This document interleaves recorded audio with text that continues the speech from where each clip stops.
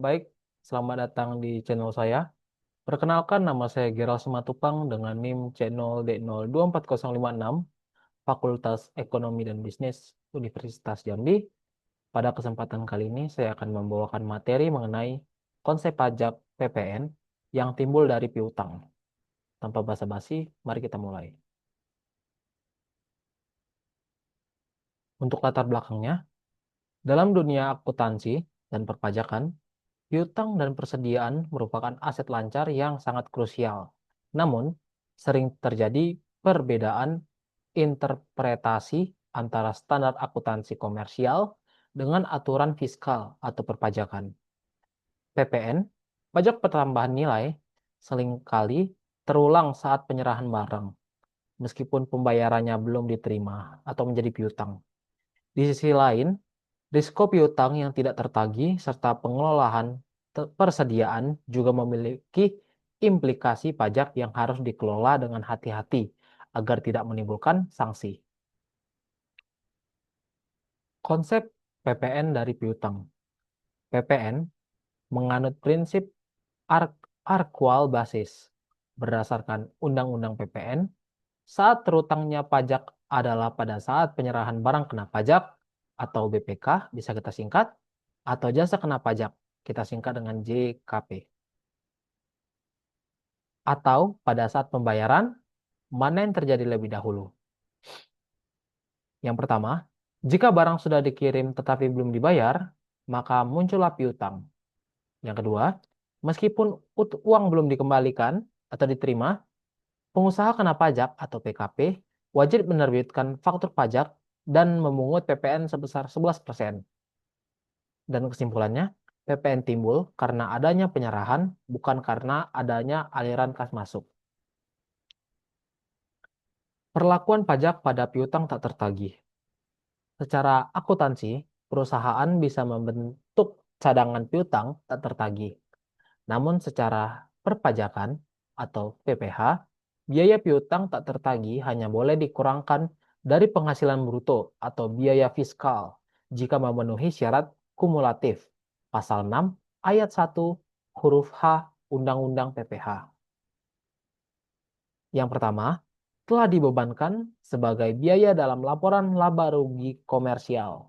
Yang kedua, wajib pajak harus menyerahkan daftar piutang tak tertagih kepada Direktorat Jenderal Pajak atau DJP. Yang ketiga, telah diserahkan perkara penagihannya kepada pengadilan negeri atau instansi pemerintah yang menangani piutang negara.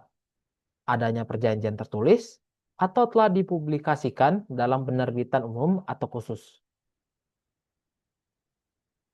Catatan penting, PPN yang sudah disetorkan atas piutang yang kemudian tidak tertagih tidak dapat ditarik kembali kecuali dalam kasus retur barang. Perlakuan pajak pada persediaan. Berdasarkan pasal 10 ayat 6 Undang-Undang PPh, penilaian persediaan hanya diperbolehkan menggunakan dua metode. Yang pertama itu metode rata-rata atau average. Yang kedua ada metode dahulu masuk, dahulu keluar atau FIFO. Metode LIFO, last in first out, tidak diperbolehkan secara fiskal karena cenderung mengecilkan laba atau memperbesar HPP di masa inflasi. Selain itu, pemakaian persediaan untuk kepentingan sendiri atau pemberian cuma-cuma tetap wajib dipungut PPN. Baik, di sini ada contoh soal. Soal pertama ada PPN dan piutang. PT ABC menjual perangkat elektronik senilai 100 juta rupiah secara kredit kepada PT XYZ pada 10 Januari 2026. Pembayarannya baru akan dilakukan pada Maret 2026. Kapan PPN harus dipungut?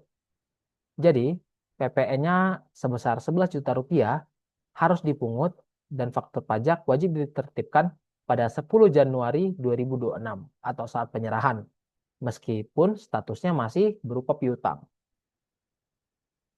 Yang kedua, piutang tak tertagih.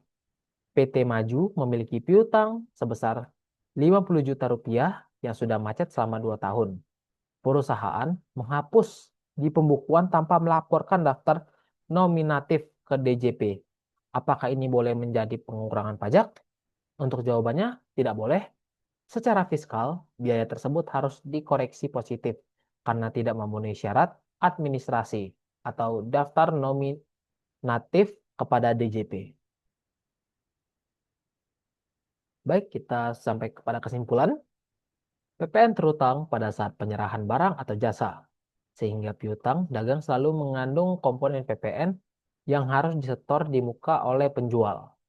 Piutang tak tertagih hanya bisa menjadi pengurangan pajak atau biaya jika memenuhi syarat administratif dan legalistik yang ketat sesuai aturan Undang-Undang PPH.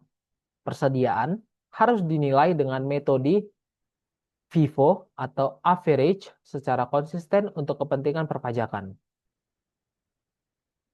Mungkin hanya segini dulu informasi yang dapat saya sampaikan pada video kali ini. Jika ada salah kata, mohon maaf. Sekian dari saya. Terima kasih.